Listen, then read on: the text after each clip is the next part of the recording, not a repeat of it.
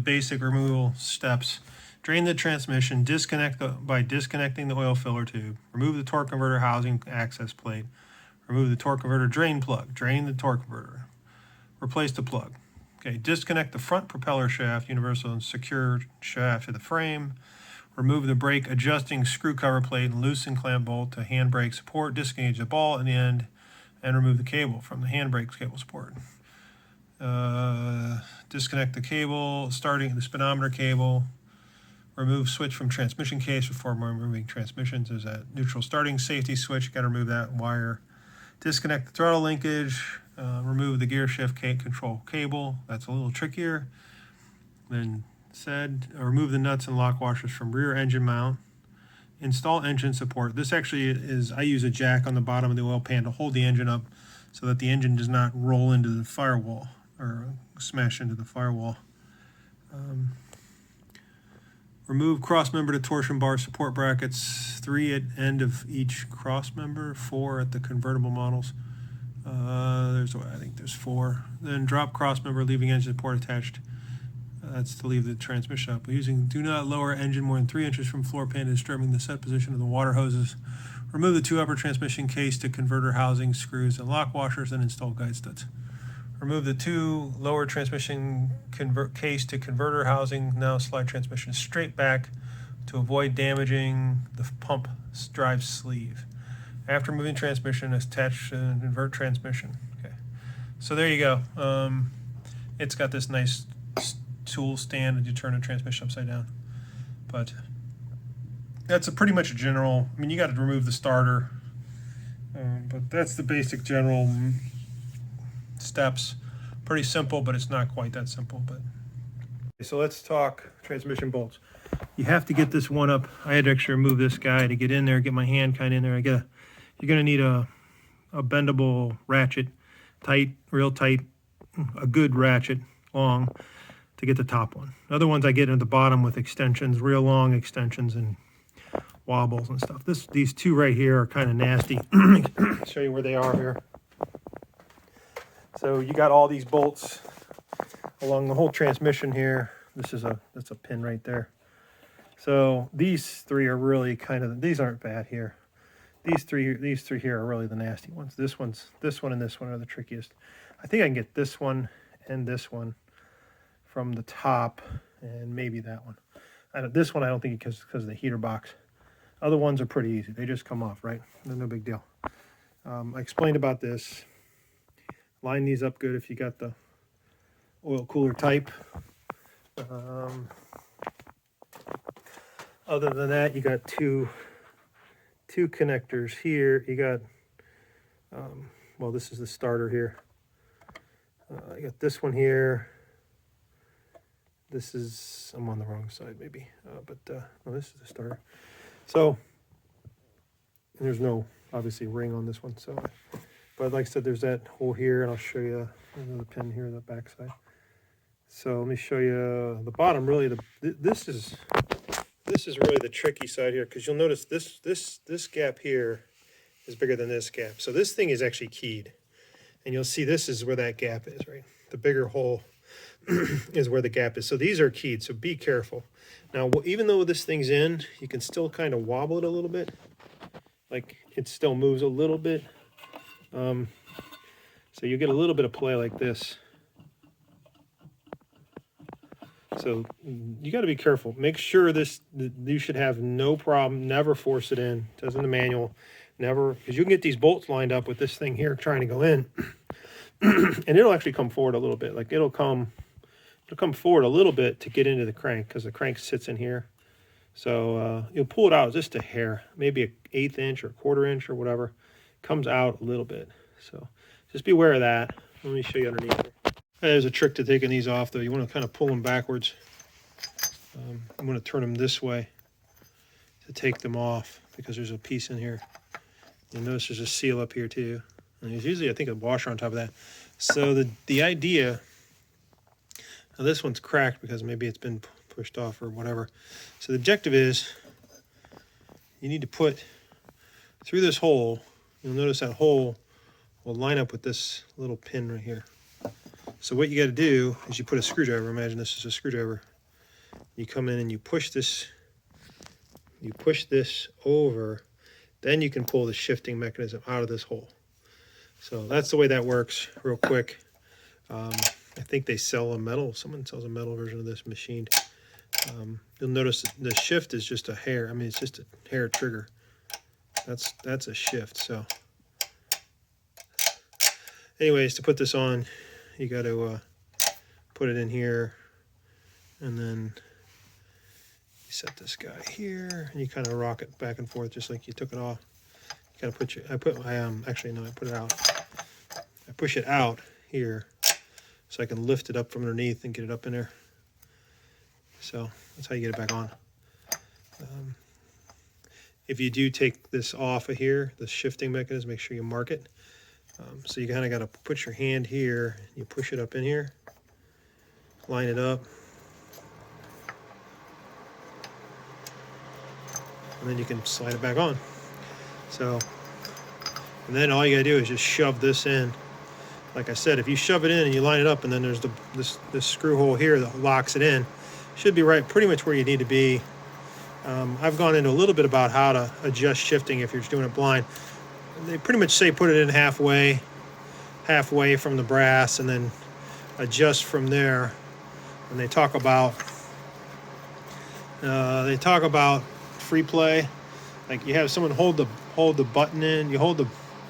Someone holds the shifter button in, and then get it lined up, and then you lock it down. So it's not that bad. Okay, so I'm doing another stupid idea. Is I'm just firing up another random Hemi transmission. And you can see this one's cooled. Has the little nozzles right here, and it doesn't have the air cool here. So I'm just firing up another random transmission. And although the guy did say this one works. So just getting all the just years of gunk off of it, and this one's pretty good here. So at least I know to I check this one out a little better. At least it goes in reverse. It'll I mean the pan wasn't great, but you know, we'll see. I got a brand new torque converter I'm putting this one too. I got that after the fact, so I will do that. And I got to take the ring off it though. Maybe I have another one too. So I have two. I have like three other torque converters, maybe even four. So I think I picked this up for $200. So I'll try it. Guy said it worked. I'm not so sure, but see how it goes. Just getting this. You got to take these things. I take these things top down. So start up here, and then I just take lacquer thinner and a spray bottle of stream. Just see how I get it here in a second. I'll show you. All right, nice and clean. Ready for primer. I got the gasket off too. So this is a long ass, annoying, dirty job. So went through a lot of brushes. Still have to clean up down here, but you do this from a top down thing. You start here. You kind of got to know where underneath. There's some spots underneath. You might have to catch on tomorrow when I get it on the ground. You got to paint it from multiple directions and all that crap. You can't just paint it from the top and expect to get, like, obviously you got to paint from, I mean, this is good standing up. You still can't get, you know, you still got to get underneath. So I'll paint it from the top all around, and then set it down on the pan, paint it, finish it up. But it better work. But I mean, regardless, you have to, if you have to send one of these out for a repair, you're going to do repair on it. You want it clean in the first place. So this has to be done.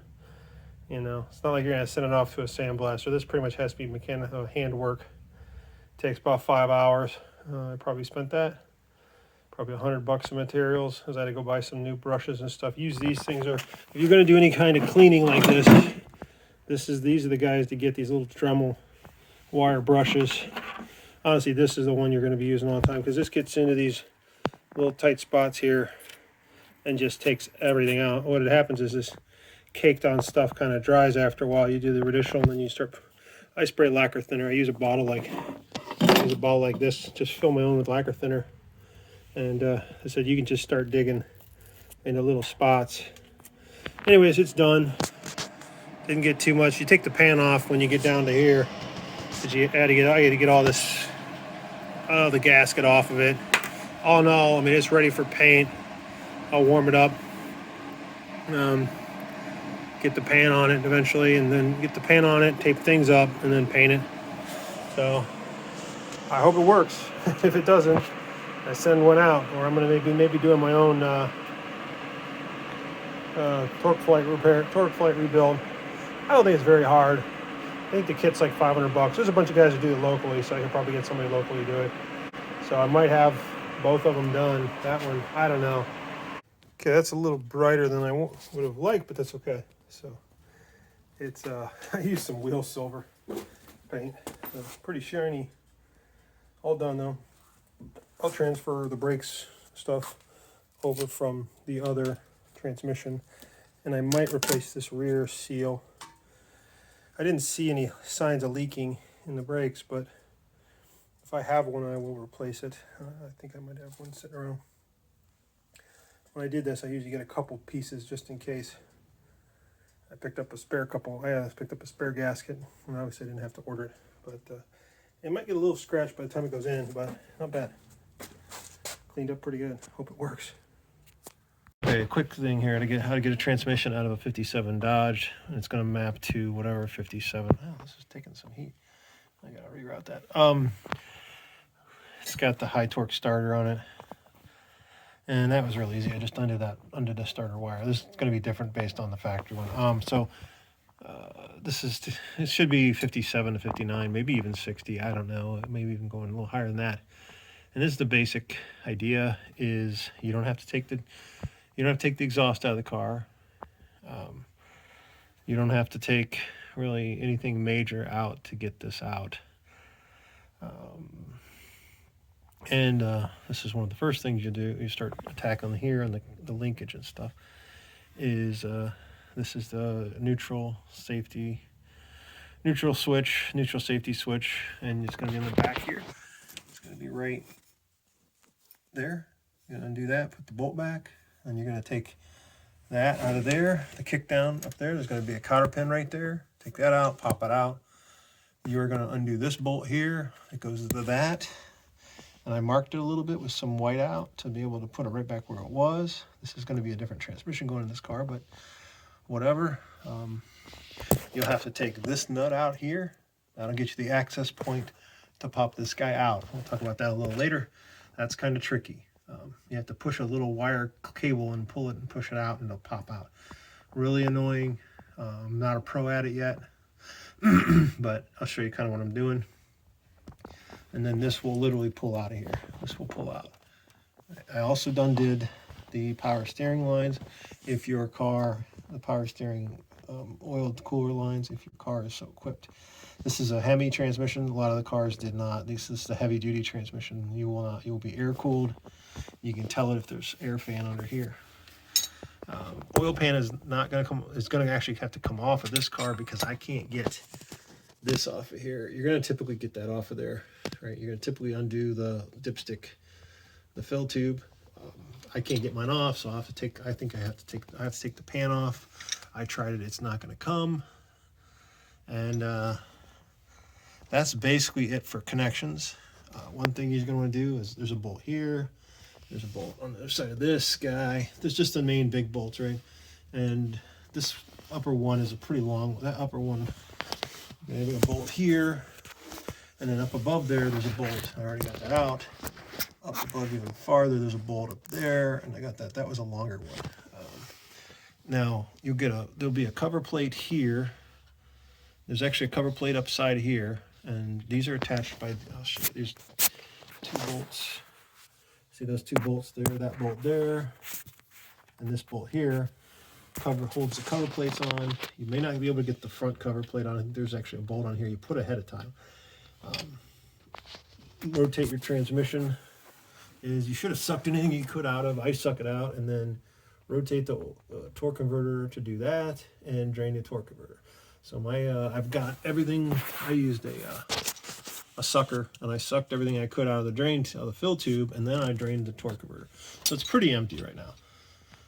So I'm going for a full replace. I'm not putting the transmission back in the car. So Now there's also, you got to understand, there's this big separator plate here. It's like a big spacer plate, adapter plate.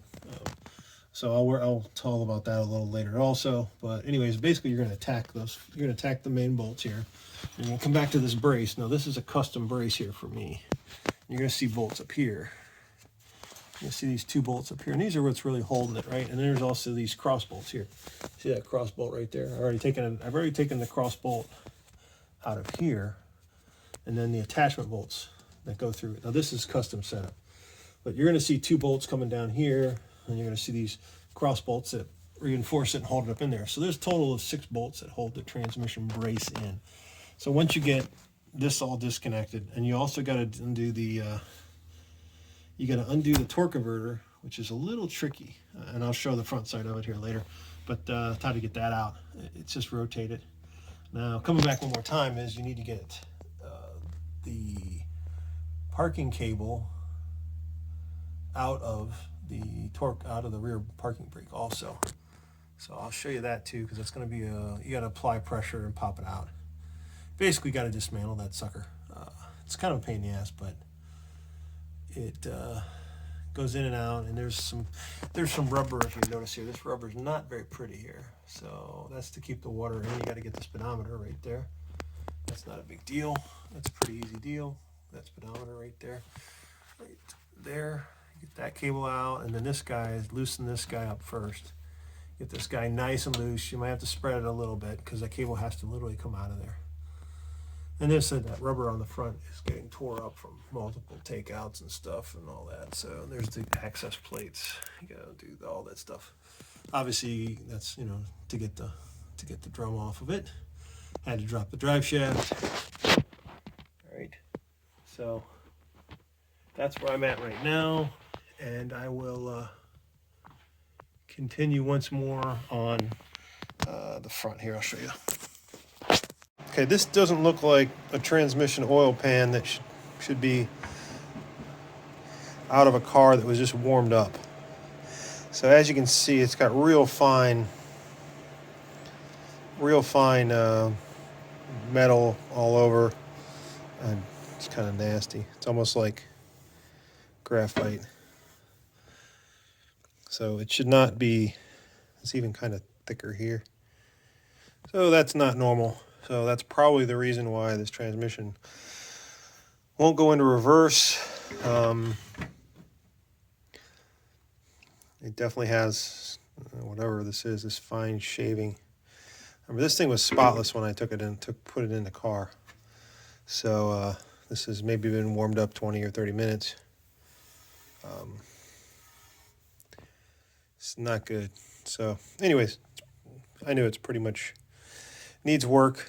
Not going to work, so I will be finished yanking it out. Anyways, and now you can see the wire. I've pulled the shifter cable back a bit, and now you can see the wire. So basically, you have to push on that towards the passenger side. So I'm pushing it from the driver's side. I'm pushing it from the driver's side to the passenger side, and that should unlatch it. So I'm going to try it here. Success. So basically what that does is you push that little wire off of there. You push that little wire off of that little slot in the tip, right? So actually I kind of pulled out a little bit more, and I was able to push the tool kind of up against the wire where I could feel a little bit of tension, and you just push it and then pull, and then it should come off. It should. So this is all disconnected up here now. Then I just need to get the parking cable out of it now, and we'll see how this goes, and then start really pulling. I've got some of the bolts out already. I got the starter out. You got to take the starter out. I drained the torque. Really, I'll start pulling the bolts out, and then it's just to tackle this guy here, the transmission support. I don't know what I'm going to put it on because I don't want to set the jack onto this. So we'll see what I'm going to do about putting like a board under here or something to hold this up. I might take the pan off the other transmission and put it on here to be able to lift it and support it, because I can't do it with that dipstick fill tube in the transmission on the pan, because I can't get it disconnected. I tried heat, it's not coming off, so I'm not going to fight it. End result again. I'll transfer some stuff off of this one. I'll transfer this back brake. This back brake's all new. I can't get that off of there. There's the torque converter, and there's two other torque converters there. So supposedly the ring on the brand new one has been trashed. So I need to get a ring off of one of these and get it onto that one. Get it onto that nicely painted black one there.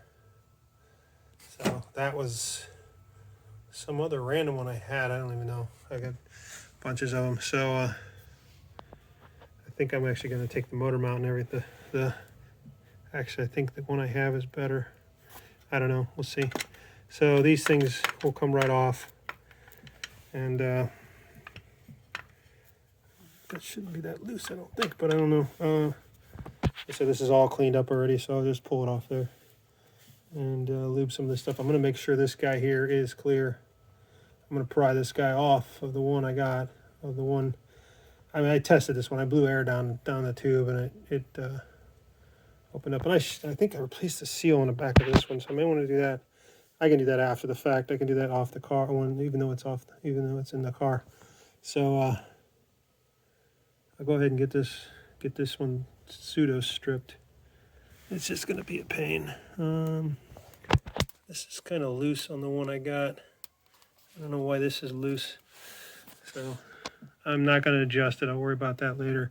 Worst comes to worst, I don't even know if these guys can service these things. I don't even know the current ones guys can service them.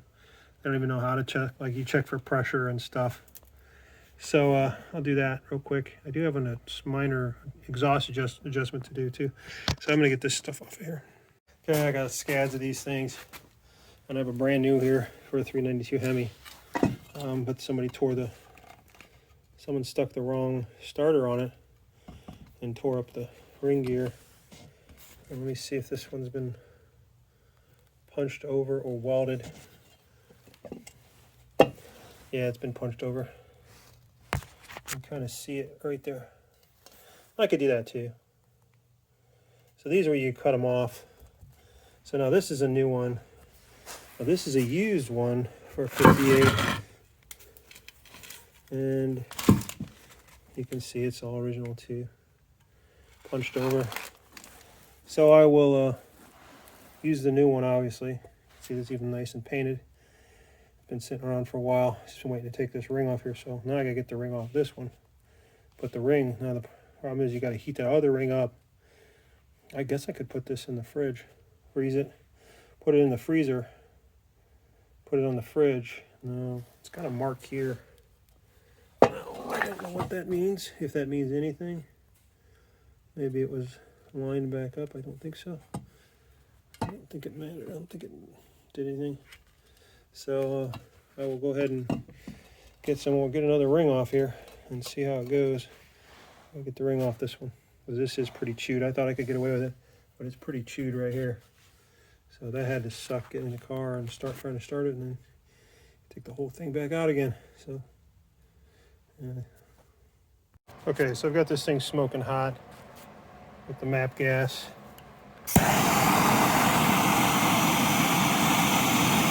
I use some liquid wrench to make things move a little better.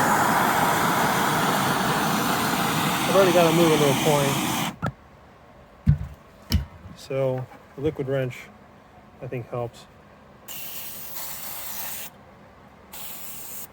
So then you use this guy. You use a big brass punch and a hammer, and I've been knocking it off. You can see I've got it off started.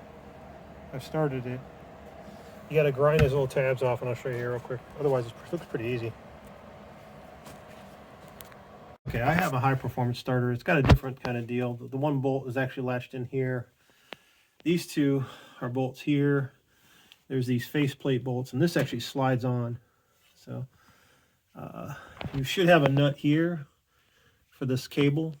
For the parking brake cable, should be an extension. I got to get this off into this one, or this one. I got to get that off. It's in the pan over there.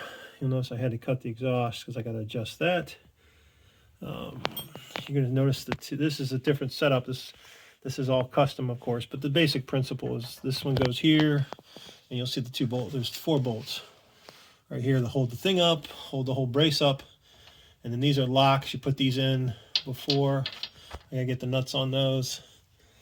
And that's that for the back end. And then there's obviously the motor mount. The transmission mount is up on top of here. These go through those motor mounts. That's the transmission mount, and then lock in here. So that's how you get the back end. This nice thing is basically you're shooting, when you're getting the back of the transmission, you're shooting to get these guys in because they hold the whole thing up. Then you lock it up with these bolts. So that's the whole back. The back's pretty easy. You'll notice here on the starter, like I said, this is a high performance starter. And you can see the bolt. This bolt is pretty tricky. You're going to see a bolt there also. That's really easy to get to. And that one up there is pretty easy to get to. So the problem is that extra one up there. But I think I can get it from, I think I get it from up top actually. But let's discuss this here. So here you can see, obviously that's the kick down, or the kick up thing of the transmission overdrive.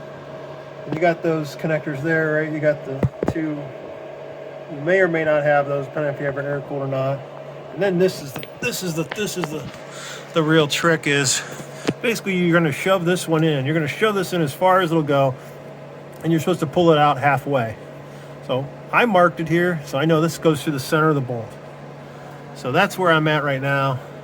Like I said, you can pull this in and out. I'm going to lock this down, and that's good to go. This is the parking cable.